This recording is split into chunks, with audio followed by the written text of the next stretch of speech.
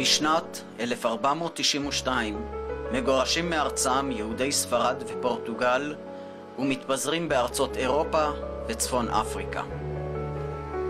40 משפחות מוצאות את דרכן לאי רודוס, השוכן בסמוך לחופי טורקיה, האימפריה העות'מאנית דאז. באי שלטו באותה עת אבירי מסדר סנט ג'ון. בשנת 1522 נכבשה רודוס מידי הצלבנים על ידי סוליימן המפואר, מצביא האימפריה העות'מאנית. המשפחות היהודיות מתיישבות בעיר העתיקה של רודוס, באזור שנקרא מאוחר יותר הרובע היהודי וירושלים הקטנה. היה פה הטיילת, של הילד שלנו, של הרוב היהודי. כולם היו באים לשבת פה. הולכים אחורה פנה. הלוך וחזור, להראות את הבגדים היפים. כן. Jewish people, yeah, you call them la joderia. Nothing less than the Jewish live, היהודים הביאו איתם את תרבות ספרד, עסקו במסחר, הקימו בתי ספר יהודיים ופיתחו חיי קהילה עשירים תחת שלטון הטורקים. בעקבות מלחמת טורקיה-איטליה נחתם ב-1912 הסכם לוזן, אשר העניק לאיטליה את השלטון על רודוס. תחת שלטונו של המושל האיטלקי בעיר, מריו לגו, החלה פריחה בחיי הקהילה היהודית ברודוס, נפתחו בתי ספר לחזנות, אשר היוו מוקד משיכה ומרכז רוחני ליהודי אירופה וארץ ישראל. זה הבית של הדוד שלי, משפחת פרנקו. המסחר עם המדינות השכנות פרח, והקהילה היהודית מנתה אז 5,000 נפש, כשליש מתושבי רודוס. מריו לגו סיים את כהונתו ב-1936. עם עלייתו של מוסוליני לשלטון באיטליה, נשלח לאי המושל הפשיסט דבקי. בתקופתו היגרו צעירים רבים מקרב יהודי רודוס לאפריקה, לקונגו ורודסיה, וכן לארצות הברית ולדרום אמריקה, וזאת עקב קשיים כלכליים והפגיעה ביהודים עם החלת חוקי הגזע באי. כ-130 יהודים היגרו לפלסטינה. היה פה 5,000 איש, ואחר כך בגלל החוקים הרסיסטיים, לא, זה לא רציתי, לא היה עבודה, לא היה, הם רצו להתקדם בחיים וראו שפה היה בלתי אפשרי, אז ברחו מי לאפריקה, מי לאמריקה, מי לקנדה, ונשארנו בסוף נשארנו 1,550 איש. לא, 1,750 איש. בשנת 1938 חלה החמרה בחוקי הגזע ופגיעה בחיי היהודים, בתי הספר נסגרו וכמותם המרכזים הרוחניים. היהודים נדרשו להעתיק את קברות היהודים מבית העלמין למקום חדש שהוקצה להם, ובשלב מסוים שותקו חיי הקהילה היהודית כמעט לחלוטין. באותה תקופה נותרו באי רק כ-1,800 יהודים. בספטמבר 1943, לאחר הדחתו של מוסוליני, שהיה בן בריתם של הגרמנים, פלשו לאי כוחות גרמנים, אשר המשיכו את הפגיעה ביהודים בחומרה יתרה. עד שפרצה מלחמה, והיה לנו פה 4 שנים לא היה כמעט מלחמה פה ברודוס. היהודים, היינו עובדים, ופתאום באו הגרמנים וכבשו את האי, ואחרי 3 חודשים אנחנו לקחו אותנו בהרשעה. באפריל 1944 נותקף האי על ידי כוחות הברית במטרה לפגוע בכוחות הגרמנים השוהים באי. תוך כדי ההתקפות האוויריות נפגעים גם היהודים המתגוררים בעיר העתיקה. ב-44 נפל פצצה בשכונה של היהודים בעיר עתיקה, ונפל פצצה, ויש עוד בחורה, אישה אחת פה שקוראים לה ההורים שלה, פרנקו, אסטלה פרנקו, שהיא איבדה באותו יום 6 נפשות, אימא וכמה אחים, ואני איבדתי באותו יום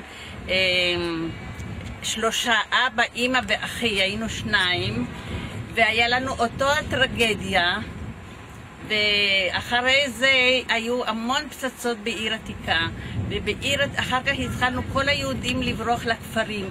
ב-13 ביולי 1944 חותמים הגרמנים על צו גירוש היהודים מהעיר רודוס. כל יהודי רודוס, כ-1750 במספר, רוכזו על ידי הגרמנים בשמלניק במטה הגסטאפו באי.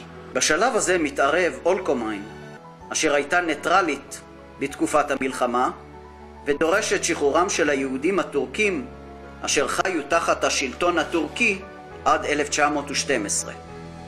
חייהם של כ-47 יהודים ניצלו בזכות מחווה זאת.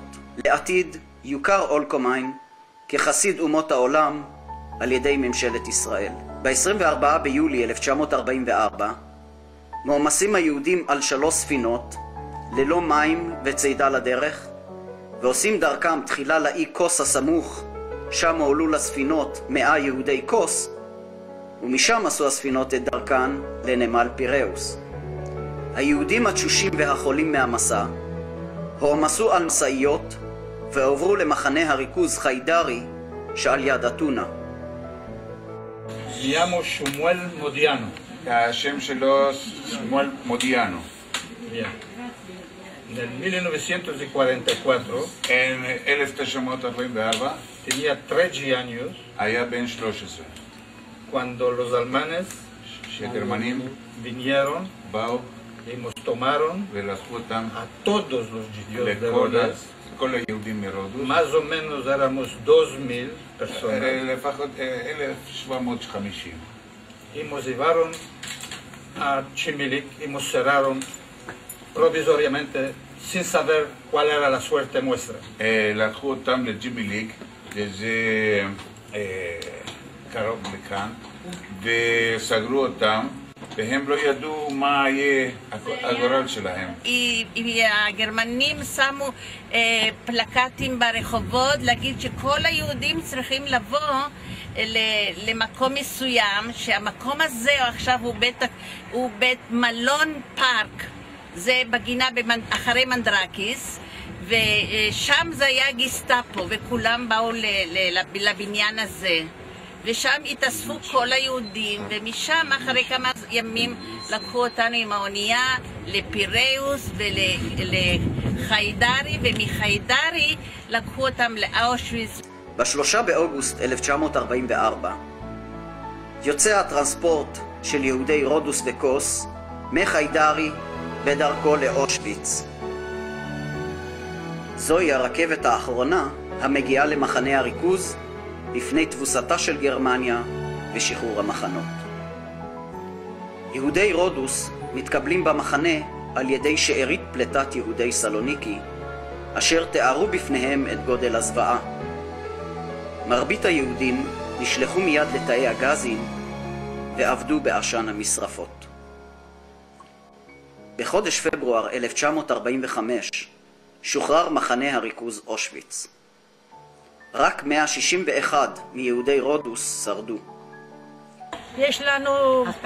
פוטר אנגליה. תמיר נומר. תמיר נומר. זה. ניצולי אושוויץ. אוקיי? אוקיי.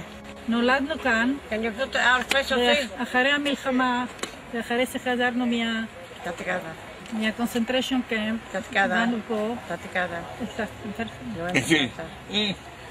ואנחנו באים לבקר את המתים שלנו פה. כל המשפחות שמרודוס שקוראים להם לוי, זה יכול להיות גם המשפחה שלי או משפחה של משפחת אחרת. ויש אלקנה שזה גם כן מהסבתא שלי. איפה אלקנה?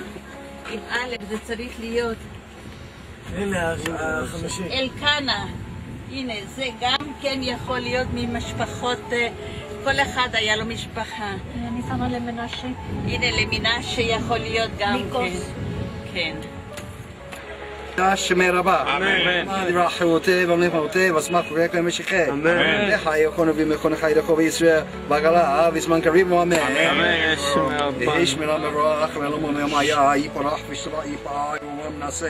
תודה ותולית עליו ושמק שלב רכו. אמן. כל ברכתה ישועתה תשפטה נחמתה דמרם וימה ויאמרו אמן. יהי שלום הרב ושמע חיים ושבע ישוע נחמה שספה פואג לא עסקה הפרה. רבע והצלה לנו רחמו ישראל ויאמרו אמן.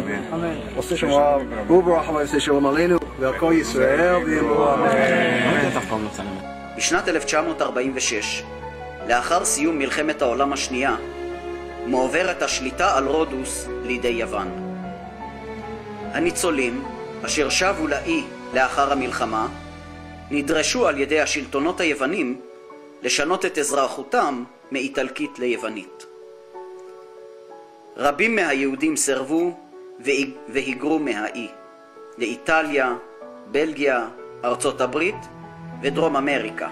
כיום חיים באי כ-35 יהודים, המנסים לשמר את בית הכנסת ובית העלמין היהודי. ראוי לציין את פעילותם ההתנדבותית הברוכה של גברת קרמן כהן ומר סמי מודיאנו ניצול השואה בשימור המורשת היהודית באי. בשנת 2002 הוקמה ברובע היהודי אנדרטה לזכר שואת יהדות יוון וקוס אשר נספו בשואה. 23 ליולי 2002 אני קיבלתי טלפון שבן דוד שלי שאמר שיש טקס הקמת אנדרטה של יהודי רודוס. טסנו לכאן והיינו בטקס, היה ממש מרגש. במסגרת תוכנית מסע אחר, בעקבות יהדות יוון שנספתה בשואה, המתקיימת ביחידה לקידום נוער וצעירים בעיריית חיפה, יצאה לרודוס בחודש ספטמבר 2004 משלחת נוער שעסקה בחקר שואת יהדות רודוס. זהו מסעם השני בחקר שואת קהילות יהדות יוון שנספו בשואה לאחר מסעם לסלוניקי באוקטובר 2003.